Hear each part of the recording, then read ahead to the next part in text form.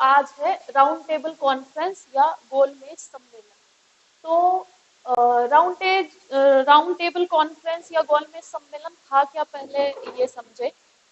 तो 1930 में दांडी मार्च गांधी जी ने लॉन्च करवाया था 1930 में। और दांडी मार्च जो था उनका सिविल डिसोबियंस था। सिविल डिसोबियंस मतलब कि जो कानून गवर्नमेंट बना रही है उसको हम नहीं मानेंगे, उसे कहते हैं सविनय अवज्ञा। तो सविनय अवज्ञा आंदोलन जब गांधी जी ने स्टार्ट किया था, तो क्योंकि मास लेवल पे सबने पार्टिसिपेट किया था, अराउंड द कंट्री सभी ने उसमें पार्टिसिपेट किया था। जो वो नमक का कानून तोड़ा था, कि वो दांडी तक गए, 240 मील तक चल के अपने 78 जो सदस्य थे साबरमती से लेकर के, और वहां पर जाकर उन्होंने नमक का कानून तोड़ा था। अब नमक का कानून क्या था, ब्रिटिश के हाथ में ही था सोलोली सोल्ट बनाना, कि नमक सिर्फ ब्रिटिशर्स ही बना सकते हैं, मतलब ब्रिटिश गवर्नमेंट के अंडर में है वो, और उस पर टैक्स लगता था। तो सॉल्ट पे से टैक्स हटाने के लिए और गवर्नमेंट को ये रियलाइज कराने के लिए कि सॉल्ट जो है ये मतलब इनका लॉ है, इसे मैं तोड़ूं और अदर जो कानून है उनकी भी अवज्ञा करनी शुरू कर दूं, कि जो वो कानून बनाएंगे हम मानेंगे ही नहीं। तो उसे कहते हैं सविनय अवज्ञा। तो उन्होंने जाकर के जैसे ही उन्होंने दांडी में ये स्टार्ट करा, तो पूरे देश में खबर पहुंच गई कि गांधी जी ने सिविल डिसोबिडियंस स्टार्ट करवाया।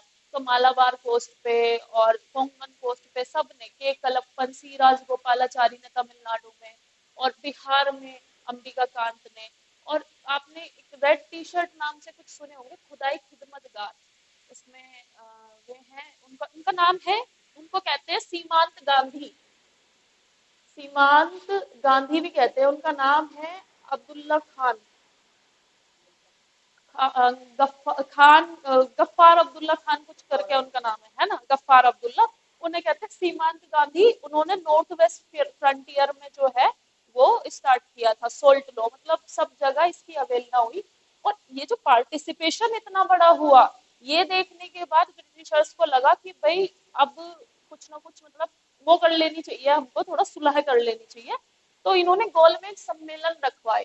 अब आपको इसमें कुछ डीप में नहीं जाना, नहीं पूछते कि कौन गया था कौन नहीं गया था, बस डेट याद रखनी है। तो पहला जो गोलमेज सम्मेलन जो है, उस समय लॉर्ड वायसराय जो थे भारत के, वो इरविन थे। और प्रधानमंत्री रैमसे मैकडोनाल्ड, और उस समय जो किंग था ब्रिटेन का, वो था जॉर्ज पंचम, यानी कि जॉर्ज फिफ्थ। ये थे उस समय। ऐसे क्वेश्चन आ सकता है कि जब राउंड टेबल कॉन्फ्रेंस पहली हुई तो कौन वायसराय था, तो इरविन था वायसराय, और प्रधानमंत्री था रैमसे मैकडोनाल्ड। बाद में ये चेंज हो गए थे। तो बाद में आया था विंस्टन चर्चिल, इसके बाद आया था चर्चिल। तो चर्चिल बहुत कंजर्वेटिव पार्टी से था, तो इसने ज्यादा इंडिया को सपोर्ट नहीं किया है, और बल्कि ये एंटी इंडियन ही रहा है चर्चिल, बाद में जो प्रधानमंत्री बना। तो पहली गोलमेज सम्मेलन हुई थी 1930 से नवंबर 1930 से जनवरी 1931। और इसकी जो डेट है आपको ये वाली याद रखने की कोई जरूरत नहीं, सिर्फ 1930 याद रखिएगा। ये मैंने इसलिए लिखवाई है क्योंकि ये कंटिन्यूअसली चलती थी, मतलब दिसंबर के लास्ट में इन्हीं दिनों में ये सम्मेलन होते थे। तो ये टोटल बायकॉट किया कांग्रेस ने। कांग्रेस इसमें नहीं गई, इसमें कुछ ही लोग गए थे जो हमारे यहाँ के राजा थे, जो लॉयल थे ब्रिटिश गवर्नमेंट के, मुस्लिम लीग और ये सब, वही लोग गए थे हमारे यहाँ से। मतलब कांग्रेस ने और किसी ने रिप्रेजेंट नहीं किया था इसको।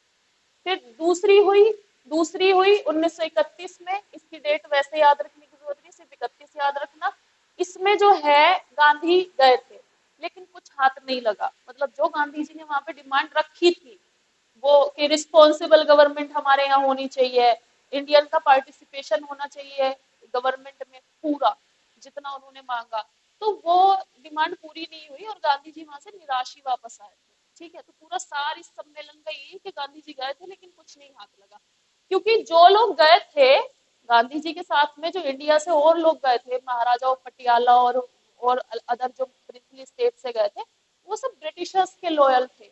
वो गांधी जी के जो एफर्ट थे उन्होंने उनको माना ही नहीं। जो एक सपोर्ट होता है ना, वो सपोर्ट यहाँ से था नहीं गांधी जी के पीछे।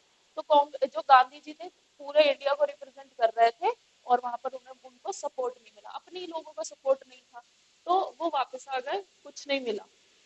अब दूसरा जो है, इसमें कोई नहीं गया, मोस्टली सभी ने। वो तीसरा जो सबने बाइकआउट किया, ये 1932 में, और इसमें कोई नहीं गया, मतलब कांग्रेस से तो कोई गया ही नहीं था, इंडिया से भी मतलब रिप्रेजेंटेटिव कम ही गए थे और कुछ ही लोग गए थे। तो ये सम्मेलन होता था, एक मेज होती है राउंड, उसे राउंड टेबल कह देते हैं, और वहाँ पे सेंटर में राजा बैठता है, इस साइड कुछ लोग बैठते हैं, इस साइड कुछ लोग बैठते हैं, उसे कहते हैं, तो वो इसलिए इसका नाम दिया है गोलमेज सम्मेलन। तो ये होता था, होता कुछ नहीं था, चाय पी के वापस आ जाते थे ये लोग, ठीक है। तो हाँ, मतलब जब जब हमारी बात ही नहीं मानेगा कोई, जब मान लो तुम्हें बुलाया गया कि नहीं जी हम तुम्हारे साथ सुलह करने वाले हैं, और तुम्हें बुला के चाय पिला के वापस भेज दे, तो कुछ फायदा थोड़ी है, तुम्हारा तो मसला तो सुलझा नहीं। तो गांधी जी गए थे रिप्रेजेंटेशन मांगने के लिए कि इंडिया का जो है रिप्रेजेंटेशन होना चाहिए गवर्नमेंट में, मिनिस्ट्रीज में, पूरा जितना उन्होंने मांगा, नहीं दिया। तो फायदा क्या हुआ, फिर तो तुम पैसा ही वेस्ट कर रहे हो ना, बुला रहे हो और भेज रहे हो। लंदन था, इतनी दूर फ्लाइट से जाते थे, परेशान होना पड़ता था, तो उस समय बहुत बड़ी चीज थी। तो ये नहीं हुआ कुछ भी। अब इन्होंने क्या किया, यही प्रधानमंत्री जो था रामसे मैकडोनाल्ड, तो रामसे मैकडोनाल्ड ने कम्युनल अवार्ड जो है 16 अगस्त को इसकी घोषणा कर दी। इसकी हमने बात की थी सेपरेट इलेक्ट्रोड की, कि मुस्लिम्स को सेपरेट इलेक्ट्रोड दिया था इन्होंने 1909 में, है ना, 1909 में मॉर्लेमेंटो रिफॉर्म आए थे, नहीं 1909, हाँ 1909 में मॉर्लेमेंटो रिफॉर्म आए थे, और इन्होंने सेपरेट इलेक्ट्रोड यानी कि अलग मतदाता का जो कॉन्सेप्ट आया था, ये पहली बार 1909 में आया था, कि सिर्फ मुस्लिम कैंडिडेट होगा और उसको सिर्फ मुस्लिम ही वोट कर पाएंगे और वही जीतेगा। तो ये सेपरेट इलेक्ट्रोड होता था मुस्लिम के लिए। तो इन्होंने क्यों दिया था, क्योंकि ये डिवाइड और रूल करना चाहते थे, कि फूट डालो और राजनीति करो, इनको अलग करो, और बहुत हद तक ये कामयाब हो गए, तभी तो पार्टीशन हुआ है, ये लोग सफल रहे जहर घोलने में, तभी तो पार्टीशन हुआ, नहीं तो पार्टीशन नहीं होता। इनिशियली ये बात सभी किताबों में लिखी है, और यह बात सभी हिस्टोरियन को पता है कि मोहम्मद अली जिन्ना जो इनिशियली कांग्रेस के साथ मिलकर काम कर रहे थे, इंडिपेंडेंस के लिए काम कर रहे थे, लेकिन जैसे ही इन्होंने बीज बोने शुरू किए, उसके दिमाग में आने लगा कि भाई हमें तो अपना मुस्लिम मेजोरिटी एरिया चाहिए जिसमें मैं प्रधानमंत्री बनूंगा। तो पावर जो होती है ना, सबको पागल बना देती है ना। तो पावर, सबसे बड़ा नशा वही है पावर का, कि कुर्सी नहीं जानी चाहिए। तो बस उनके दिमाग में यही था कि मैं प्रधानमंत्री बनूंगा, बस उन्होंने मुस्लिम लीग में ये चीज बार बार लेकर आए, और अल्टीमेटली पार्टीशन हो गया। तो कम्युनल अवार्ड आया। अब कम्युनल अवार्ड था क्या, ये एक कमेटी थी, लोथियन कमेटी। लोथियन कमेटी ने कहा था कि जो अल्पसंख्यक है, यानी कि डिप्रेस क्लासेस है, यानी कि हमारे एससीज एसटीज हैं, ये इनके लिए भी अलग मतदाता दिया जाएगा। तो अब देखो अलग मतदाता किस किस को दिया जा चुका था। मुस्लिम्स को तो दिया गया था पहले, सिख को भी दे दिया। अब मान लो जो सिख है वो सिख को ही इलेक्ट करेंगे, ठीक है, ये इलेक्शन था वहां पर उस समय। यूरोपियन एंग्लो इंडियन को दे दिया, भारतीय जो ईसाई थे उनको भी दे दिया, और बॉम्बे में कुछ मराठाओं को भी दे दिया। जो मराठा कास्ट है बॉम्बे में, महाराष्ट्र में, अभी भी वो आरक्षण की डिमांड कर रहे हैं वहां पर स्टेट में, तो अभी भी चल रहा है उनका आंदोलन। तो ये बीज इन्हीं के बोए हुए हैं कि आज तक भी हमारे यहाँ पर ये चीज खत्म नहीं हुई। तो मराठाओं को कुछ जगह बॉम्बे में भी दे दिया, और अब कुल मिला के सभी को दे दिया, बचा कौन, हिंदू ही तो बचे, है ना। तो अब इन्होंने ये चीज कर दी। अब मान लो ये फेवरेबल थोड़ी है, इस एरिया में अगर ये कहे कि सिर्फ मुस्लिम मुस्लिम को वोट करेंगे, है ना, और मुस्लिम का प्रतिशत कम है ना, मुस्लिम का प्रतिशत कम है, और अगर ये कह दे कि ऐसे, तो उसमें तो लड़ाई बच जाएगी कि भाई ये क्यों नहीं जीता, अलग अलग कर देंगे। तो मान लो प्रतिशत कम है इस एरिया में, तो मुस्लिम नहीं जीता, तो दंगे हो जाएंगे यहाँ पे। इस तरह की जो चीजें होती है ना, इनमें बहुत ज्यादा प्रॉब्लम हो जाती है। जो इन्होंने की थी, हेल्दी कंपटीशन होना चाहिए, कि भाई मुस्लिम भी इलेक्शन में उठा, हिंदू भी उठता है, ईसाई भी, सिख भी, और जिसको सबसे ज्यादा वोट मिलेगी वो जीतेगा।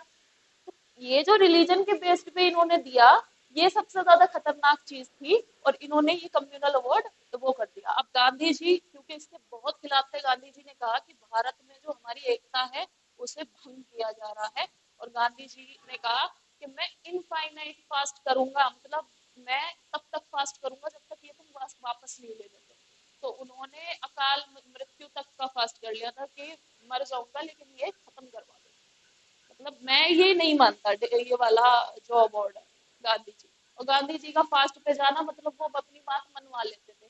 तो तो अल्टीमेटली क्या हुआ, ये जो है सेपरेट इलेक्ट्रोड ये खत्म करके भीमराव अंबेडकर ने रैमसे मैकडोनाल्ड को के साथ में ये वाला पैक्ट साइन किया जिसका नाम है पूना पैक्ट। और यही था जो मैं बता रही थी आपको, यूपी एसआई में ये वाला क्वेश्चन आया था 2021 में कि पूना पैक्ट की डेट क्या है या पूना पैक्ट किस दिन साइन हुआ था। तो ये 24 सितंबर 1932 को साइन हुआ था और उन्होंने वहां पे डेट ऐसे दे रखी थी 1932 डैश डैश सितंबर डैश डैश नवंबर, और अब तुम लगाते रहो। जब तक एग्जैक्ट डेट तुम्हें पता नहीं है तब तक तुम इसको ठीक नहीं करके आ सकते।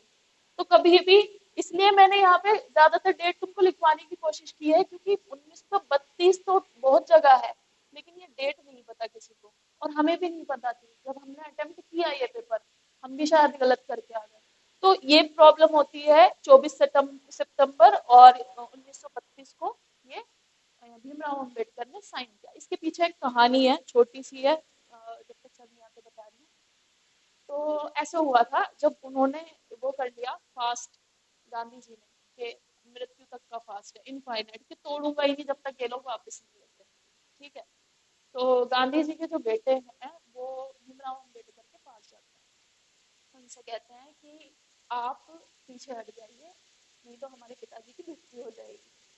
तो हाँ, उन्होंने, गांधी जी के बेटे गए थे भीमराव अम्बेडकर जी के पास में कि आप पीछे हट जाइए, मतलब आप जो ये डिमांड कर रहे हैं, मतलब पूना पैक्ट तो इन्होंने साइन कर दिया लेकिन इससे पहले जो सेपरेट इलेक्ट्रोड की डिमांड थी उसमें इनका था रोल, है ना। जो भीमराव अम्बेडकर है ये चाहते थे कि डिप्रेस क्लासेस को मिले, बट इनके कारण अलग थे, ये यूनिटी भंग नहीं करना चाहते थे, ये चाहते थे कि उनको भी उतना सम्मान मिले जो समाज में सभी को मिलता है ना। तो वो अपनी जगह पर सही थे, गांधी जी अपनी जगह पर सही थे, तो लेकिन किसी एक को तो पीछे हटना था। तो फिर उन्होंने कॉम्प्रोमाइज किया कि आप पीछे हट जाइए नहीं तो हमारे पिताजी मतलब फास्ट पे हैं, आपको पता ही है कि वो नहीं तोड़ेंगे। तो फिर भीमराव अम्बेडकर ने कहा कि ठीक है, तो फिर उन्होंने ये रैमसे मैकडोनाल्ड के साथ सितंबर में ये वाला पैक्ट साइन कर लिया, पूना पैक्ट। अब इसमें जो है सेपरेट इलेक्ट्रोड नहीं है लेकिन सीट रिजर्व हो जाती है ना, वो तो आज भी है, सीट रिजर्व है एससी एसटी के लिए। तो ऐसे ही सीट रिजर्व है और वो नहीं है सेपरेट इलेक्ट्रोड। अब सीट रिजर्व होने में और सेपरेट इलेक्ट्रोड होने में क्या है, देखो, सीट रिजर्व का मतलब जैसे हम कहते हैं ना कि 33% महिला के लिए है ना, कितना होता है वो, one third, one third seat जो है या 33% जितना भी है ये महिलाओं के लिए रिजर्व है। इसका मतलब है कि जो इतनी सीट होंगी इन पे महिलाएं कंटेस्ट करेंगी इलेक्शन, वोट चाहे दो जो भी दो। अब ये नहीं महिला मुस्लिम है तो मुस्लिम ही महिलाएं वोट देंगी, वोट चाहे जो भी दो, सीट उसकी रहेगी, है ना। तो सीट रहती है, तो रिजर्व कर दी थी सीट और बढ़ा भी दी थी। पूना पैक्ट में क्या था, सिर्फ सीट आरक्षित कर दी थी कि इतनी सीट डिप्रेस क्लासेस को भी दी जाएंगी, बट अलग मतदाता जो कॉन्सेप्ट है वो खत्म कर दिया। और अब तो रिलीजन के नाम पे तो अब है ही नहीं, अब तो जो सबसे ज्यादा इकोनॉमिकली सोशली बैकवर्ड है उसके लिए है, अब तो वो भी नहीं है। हमारे यहाँ तो बहुत मॉडिफाई हो गया है ये कॉन्सेप्ट। तो पूना पैक्ट की डेट याद रखना कब साइन हुआ था, और ये फिर आरक्षण के बेस पे हो गया। फिर महात्मा गांधी ने उसी साल ऑल इंडिया अनटचेबिलिटी लीग की स्थापना की थी 1932 में। एक पत्रिका निकालते थे, लिखते थे हरिजन, और एक और हरिजन सेवक संघ जो है इन्होंने उस समय बनाया था। गांधी जी का जो कॉन्सेप्ट था और अंबेडकर का जो था आइडियोलॉजिकल डिफरेंस था, लेकिन दोनों का अल्टीमेटली क्या था, डिप्रेस क्लासेस को सम्मान दिलाना, यानी कि एसटीज एसटीज को इसमें सम्मान दिलाना, सोसाइटी में समाज में ऊपर उठाकर रखना। लेकिन आज भी वो जो एफर्ट हैं वो बहुत बहुत हद तक कामयाब हुए हैं, लेकिन आज भी जो एक अस्पृश्यता है वो कहीं ना कहीं प्रेवलेंट है, सभी करते हैं। जो अभी भी अनटचेबिलिटी है वो कॉन्स्टिट्यूशन में खत्म हो गई, कानून में खत्म हो गई, लेकिन ग्राउंड लेवल पर रियलिटी वही है, 0/2 तो वो रहता है। ठीक है, तो 1935 में एक एक्ट आया, गवर्नमेंट ऑफ इंडिया एक्ट, और हमारे कॉन्स्टिट्यूशन का बहुत सारा जो पार्ट है, स्ट्रक्चरल पार्ट जो है कॉन्स्टिट्यूशन का, वो इस वाले एक्ट से लिया गया है, गवर्नमेंट ऑफ इंडिया एक्ट। इसमें काफी अच्छी चीजें आई थी कि जैसे कि फेडरेशन बनाई जाएगी, सुप्रीम कोर्ट स्टैब्लिश होगा, वो सब इसी एक्ट के थ्रू आया है। तो ये गवर्नमेंट ऑफ इंडिया एक्ट आया था। अब हरिपुरा और त्रिपुरी में दो बैठकें हुई थी। इसके अध्यक्ष चुने गए थे सुभाष चंद्र बोस। 1938 में ये हरिपुरा में हुआ, 1939 में ये त्रिपुरी बैठक में अध्यक्ष चुने गए। और प्रॉब्लम ये थी कि इनका फिर वही गांधी जी के साथ आइडियोलॉजिकल डिफरेंस था, और उसकी वजह से इनकी जो है उनसे नहीं बन पाती थी आइडियोलॉजिकल डिफरेंस की वजह से। क्योंकि जब ये 1939 में त्रिपुरी बैठक में ये वहां के अध्यक्ष बने कांग्रेस के, तो इनका मानना था कि अभी ये बहुत अच्छा मौका है कि हमें जो है ब्रिटिशर्स के खिलाफ में एक आंदोलन शुरू कर देना चाहिए कि ये यहाँ से चले जाएं, मास मूवमेंट स्टार्ट कर देना चाहिए। और गांधी जी उसके अगेंस्ट थे कि अभी जो पब्लिक है वो उतनी तैयार नहीं है, इसलिए अभी हमें नहीं करना है। और कुछ जो सपोर्टर थे गांधी जी के, सुभाष चंद्र बोस को पसंद नहीं करते थे। उसकी वजह से सुभाष चंद्र बोस ने आखिरकार यहाँ से रिजाइन कर दिया था, कांग्रेस छोड़ दी थी, जस्ट बिकॉज क्योंकि उनके साथ उनके आइडियोलॉजिकल डिफरेंस होते थे। तो उन्होंने कांग्रेस छोड़ दी थी और फिर उन्होंने 1939 में फॉरवर्ड ब्लॉक की स्थापना की थी। सुभाष चंद्र बोस जो थे, इनका मानना था कि यही सही समय है, और आर्मी आर्मी के थ्रू, और मतलब उन्होंने एक तरह से कहते ना कि वो नहीं दिया था कि तुम मुझे खून दो मैं तुम्हें आजादी दूंगा।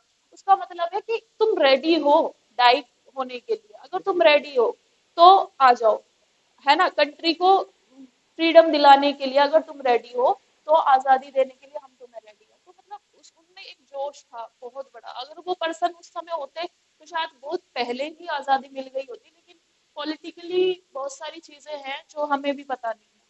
तो 1939 में फॉरवर्ड ब्लॉक बना, और फिर यही प्रॉब्लम हुई, द्वितीय विश्व युद्ध छिड़ गया 1939 में से 1945 तक ये चला, द्वितीय विश्व युद्ध यानी सेकेंड वर्ल्ड वॉर।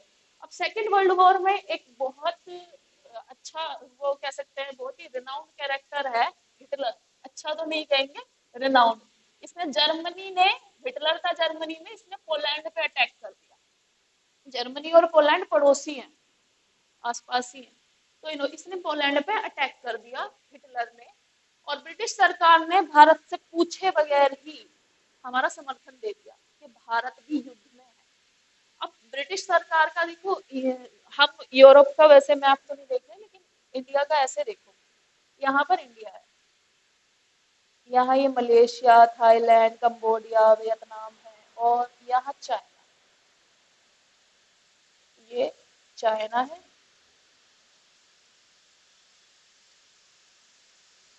तो यहाँ पर जापान, यहाँ जापान। तो क्योंकि जापान भी इसमें था, युद्ध में जापान भी था। एक तरफ था जर्मनी, इटली और जापान। जर्मनी, इटली और जापान। तो इस युद्ध में एक तरफ जर्मनी, इटली और जापान थे, और दूसरी तरफ ब्रिटेन, रूस और यूएसए। यूएसए ने बाद में ज्वाइन किया था, ये मतलब मेजर पावर थी, ये जो थी ये मेजर पावर थी। तो जर्मनी ने पोलैंड पर अटैक कर दिया। इटली और जापान भी इसी युद्ध में लड़ रहे थे, और जापान का जो थ्रेट है वो इंडिया तक आ रहा था। मतलब अगर ब्रिटेन ने क्या किया, भारत को इसमें वर्ल्ड वॉर 2 में ये कह दिया कि भारत भी, इंडिया इंडिया भी इसमें है युद्ध में। अब क्यों, हमारा तो कोई लेना देना था ही नहीं। अब इसकी वजह से क्या हुआ, जापान हमला करने के लिए यहाँ तक आ गया इंडिया पे। तो इंडिया पे जापान का जो खतरा था, जापान बहुत बड़ी पावर है, अभी भी है, लेकिन उस समय भी जापान बहुत बड़ी पावर था, बहुत बड़ी पावर। तभी तो यूएस ने बम गिराया था। देखो वो चीजें, वो अनएथिकल है, वो बात अलग है, लेकिन बम इसलिए ही गिराया था क्योंकि वो उनकी जो पावर है वो वीक करना चाहते थे। ठीक है, तो जापान का थ्रेट बना हुआ था, ब्रिटिश सरकार ने सहमति दे दी, और हमारे इंडिया में भी प्रॉब्लम चल रही है। पाकिस्तान रेजोल्यूशन पास हो गया लाहौर में, मार्च 1940 में मुस्लिम लीग ने पाकिस्तान रेजोल्यूशन पास करवा दिया। पाकिस्तान रेजोल्यूशन क्या था, पाकिस्तान, ठीक है, पंजाब, कश्मीर, सिंध, बलूचिस्तान, इन्होंने कह दिया कि हमें ये पूरा एरिया चाहिए। कौन सा, इसे हम कहते थे पहले नॉर्थ वेस्ट फ्रंटियर प्रोविंस। ये जो प्रोविंस इधर थी, सिंध, बलूचिस्तान, कश्मीर, पंजाब, इसको हम कहते थे नॉर्थ वेस्ट फ्रंटियर प्रोविंसी। और ये जो थी, यहाँ पर जो मेजर पॉपुलेशन थी मुस्लिम्स और सिख्स थे, ठीक है, और हिंदू पॉपुलेशन थी। मेजोरिटी में जो पॉपुलेशन थी मुस्लिम, सिख्स और हिंदूज। इन्होंने कहा कि हमें तो पाकिस्तान चाहिए, यानी कि पंजाब, कश्मीर, सिंध और बलूचिस्तान, मतलब ये पूरा चाहिए। तो इन्होंने 1940 में मुस्लिम लीग ने ये पास करवा दिया पाकिस्तान रेजोल्यूशन। इसकी वजह से भी प्रॉब्लम हो गई कि इनको क्या चाहिए था, पार्टीशन। अब 1940 में अगस्त ऑफर आया। अगस्त ऑफर में जो लिंगली थो था, लिंगली थो जो उस समय हमारे यहाँ से, यहाँ का गवर्नर था, उसने एक ऑफर रखा हमारे यहाँ पे, इंडिया भारत के लिए एक ऑफर रखा कि अगर आप युद्ध में समर्थन दे दो तो हम यहाँ पर आपको रिप्रेजेंटेटिव गवर्नमेंट देने के लिए तैयार है, यानी कि इंडिया को फ्री करने के लिए तैयार है। लेकिन वही जो मैंने बात बताई थी, डोमिनियन स्टेटस देके, तो डोमिनियन स्टेटस देके तो हमारा कुछ नहीं होने वाला। मैंने बताया था डोमिनियन स्टेटस होता है, आप नहीं आए थे कल तो इसलिए मैं एक बार बता रही हूँ। डोमिनियन स्टेटस में हमारा डिफेंस, डिफेंस, फॉरेन पॉलिसी यानी कि विदेश नीति, फॉरेन पॉलिसी, ट्रेड यानी कि व्यापार, और कम्युनिकेशन, ये सब ब्रिटिशर्स के हाथ में रहेगा, बाकी हम आजाद हैं। तो आपको लगता है ये आजादी है? हमारा डिफेंस, हमारी रक्षा उनके हाथ में रहेगी, यानी कि आर्मी का पूरा कंट्रोल उनके हाथ में रहेगा। हमारा फॉरेन पॉलिसी यानी किस कंट्री के साथ कैसे रिलेशन रखने हैं वो भी वो डिसाइड करेंगे। हमारा ट्रेड यानी कि व्यापार वो डिसाइड करेंगे। कम्युनिकेशन, संचार के माध्यम, रेलवे और रोड, बाकी सारी चीजें वो संभालेंगे। और कह रहे हैं कि आजाद कर देंगे। तो दिस इज नॉट इंडिपेंडेंस। इन्होंने कहा कि डोमिनियन स्टेटस देंगे, तो डोमिनियन स्टेटस जो है कांग्रेस ने मना कर दिया कि हमें नहीं चाहिए, ऐसी आजादी से तो ऐसे ही सही है, पहले ही तुमने सारी चीजें ले रखी है तो अभी नहीं। तो इसका मतलब डोमिनियन स्टेटस का मतलब यही होता है कि हमारा रक्षा यानी कि आर्मी उनके पास रहेगी, हमारी विदेश नीति वो डिसाइड करेंगे किस कंट्री के साथ कैसे रिश्ते रखने हैं, और ट्रेड, व्यापार और कम्युनिकेशन, रेलवे, रोड सब उन्हीं के अंडर में। तो अगर ये सब होगा और हमारा प्रधानमंत्री बन भी जाए इंडिया से, तो वो भी उनके हाथ में ही रहेगा।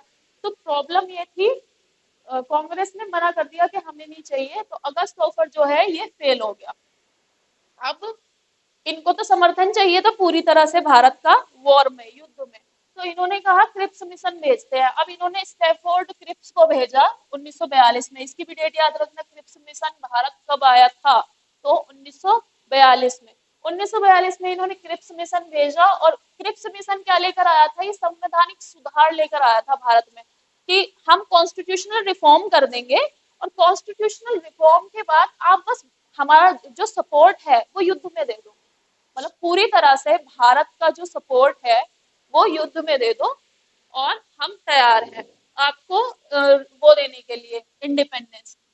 तो क्रिप्स मिशन भी फेल हो गया, क्योंकि क्रिप्स मिशन ने भी क्या किसकी बात की, डोमिनियन स्टेटस की, कि भारत को डोमिनियन स्टेटस देंगे। तो इस पर तो हम थे ही नहीं, हमें तो क्या चाहिए था, पूर्ण स्वराज, है ना।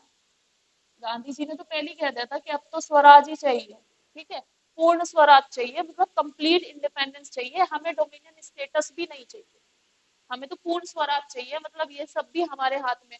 आज ये सब हमारे हाथ में है, तो डिफेंस, आर्मी, सब कुछ अपना इंडिया का अपने हाथ में है, इनके हाथ में नहीं है। तो डोमिनियन स्टेटस फेल हो गया, क्रिप्स मिशन भी फेल हो गया, ये भी काम का नहीं रहा। फिर गांधी जी आ गए, और गांधी जी ने कहा कि अब तो भारत छोड़ो। तो 1942 में ही, जुलाई 1942 में वर्धा में इन्होंने प्रस्ताव पास कराया, और अगस्त 1942 से स्टार्ट हो गया भारत छोड़ो आंदोलन।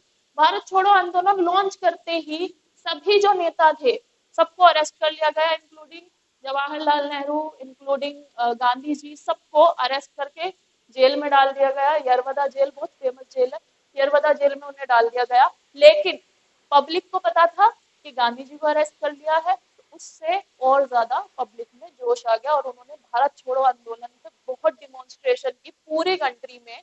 और भारत छोड़ो आंदोलन जो है ये अनसक्सेसफुल होकर भी सक्सेसफुल रहा, क्योंकि पब्लिक ने कमान संभाल ली थी।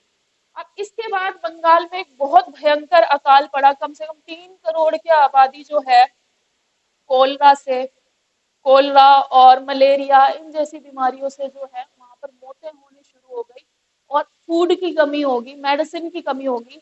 और ये अकाल ऐसा नहीं था कि इंडिया के पास रिसोर्सेज नहीं थे, रिसोर्सेज थे, पैसा था, सब था, लेकिन ब्रिटिश गवर्नमेंट ने इसकी ओर जो है ध्यान ही नहीं दिया, क्योंकि ब्रिटिश गवर्नमेंट पूरी तरह से युद्ध में पैसा बहा रही थी, जो कि भारत का पैसा था सारा इन्होंने युद्ध में बहा दिया, और बंगाल की तरफ ध्यान नहीं दिया। बंगाल बहुत बड़ी प्रोविंस था, आज का जो बांग्लादेश है और प्रेजेंट डे असम और ये सब पूरा जो एरिया है ये अकाल में पड़ गया। तो 3 करोड़ के करीब लोगों की मौत हुई थी इसमें, इन बीमारियों से, मलेरिया और ये सब, और ब्रिटिश गवर्नमेंट ने ध्यान नहीं दिया, तो इसकी वजह से भी और गुस्सा था।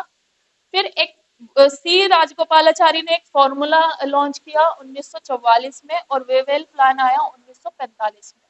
और यहाँ पे 1940 में जब हम कह रहे हैं ना, यहाँ पे भयंकर दंगे होने स्टार्ट हो गए थे 1940 में। 1940 में जब पाकिस्तान रेजोल्यूशन आया तो दंगे होने स्टार्ट हो गए थे, और मोहम्मद अली जिन्ना बार बार यही कह रहे थे कि आप बस हमें पार्टीशन दे दो, हम अपनी दूसरी कंट्री बनाएंगे। टू नेशन थ्योरी इन्होंने बनाई, कांग्रेस ने नहीं मानी थी। तब तक कांग्रेस ने नहीं मानी थी जब तक कि गांधी जी ने उस चीज को नहीं देखा, और जब फाइनली गांधी जी को लगा कि अब तो कुछ नहीं हो सकता, अब तो देना पड़ेगा, तो फिर बाद में वेवेल प्लान के बाद बाकी चीजें हुई हैं। फिर बाद में हम पढ़ेंगे लास्ट में कौन सा आएगा, माउंट बेटन।